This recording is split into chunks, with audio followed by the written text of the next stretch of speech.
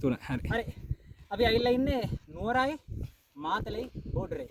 මේ අයියා ඉන්නේ ඒ බෝඩරේ සඳහන් වෙන තැන. මේ රැහන කෙටු පතන ඒ කියන්නේ නකල්ස් හරි මැදට වෙන්න තමයි අපි මේ ඉන්නේ. එතකොට මම මගේ දකුණු අත පැත්තට පොඩ්ඩක් කරකෙන්න. දකුණු අත පැත්තට කරකිනකොට ඔයාලට බලා ගන්න පුළුවන් හරි ලස්සන ටිකක්. මම අර ඈත පේන ඕකේ ඔප්ෂන් එක මම දන්නේ නැහැ පුළුවන්ද කියලා ගන්න. අර පේන්නේ අර ටවර්ස් ටිකක් කරගස් තැන්න. කරගහ තැන්න ටවර්ස් ටික. කරගහ තැන්න ටවර්ස් ටිකෙන් පොඩ්ඩක් මම හැරෙන්න. මම ඕම මේ අතර කරකගෙන ඉන්න. අර පේන්නේ රිවර්ස් ටර්න්.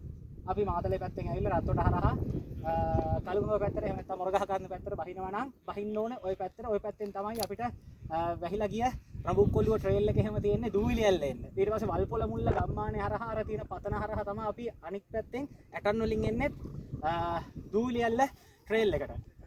ඊට පස්සේ තව හැරෙනකොට අර කඳු යට දෙකක් වෙන්නේ හෙවණැල්ල වැටිච්ච කන්ද තියෙනවා. හෙවණැල්ල වැටිච්ච කන්ද තමයි නගරසල උසම තැන. ඒ කියන්නේ ගොම්බානිය. ගොම්බානිය පීක්කේ තමයි ඒ තියෙන්නේ. ඊට මෙහෙන් තියෙන්නේ යක්කුන්ගේ ගල. යක්කුන්ගේ ගලයි ගොම්බානියයි මැදින් තියෙනවා යක්කුන්ගේ හෙල කියන කෑල්ල. හරි එතන ඉඳන් ලස්සන වතුර පාරවල් සෙට් එකක් එනවා. මට ඇත්තටම නම මතක නැහැ. හරි. ඕකෙන් හැරෙනකොට මෙන්න තියෙනවා කටුකිතුලේ කන්ද. ඒත් එක්කම තුන්නිස්ගල. තුන්නිස්ගලෙන් එහා පැත්තට හැරෙනකොට අපි හැරෙන්නේ මීමුරේ පැත්තට. අර ගලේ නම ඇත්තටම මම දන්නේ නැහැ. මට මතක නැහැ. මට හිතෙන හැටියට නම් ওই පැත්තට වෙන්න තියෙන්න ඕනේ අනිවාර්යයෙන්ම අලුගල් වෙන පැත්ත, අලුගල් කන්ද පැත්ත. ඔය අලුගල් කන්ද වෙන්න ඕනේ. අලුගල් කන්දෙන් එහා පැත්ත අනිවාර්යයෙන්ම නකල්ස් 5 weeks. ඊට එහා පැත්තට හැරෙනකොට පේන්නේ නැහැ දැන්. නිකන් ලාවට ඡායාවක් වගේ පේනවනම් තමයි පේන්නේ. ඒ තියෙන්නේ දුම්බානාගල. ඒ කියන්නේ මීමුරේ පැත්තට අපි එන්නේ හුන්නස්ගිරිය හරහා එනකොට මීමුරේ පැත්තට ඔන්න ඔය පැත්තේ. තව විස්තරේ තියෙන්නේ. අපි දැන් යන්නේ නාරංගමුවට බහින්න. යන්න ආව නම් වෙන ගමනක්. අපි ආවේ ගඟබොක්කට බහින්න. ගඟබොක්කේ තියෙනවා උස දියැලක්. උස දියැලි දෙකක්.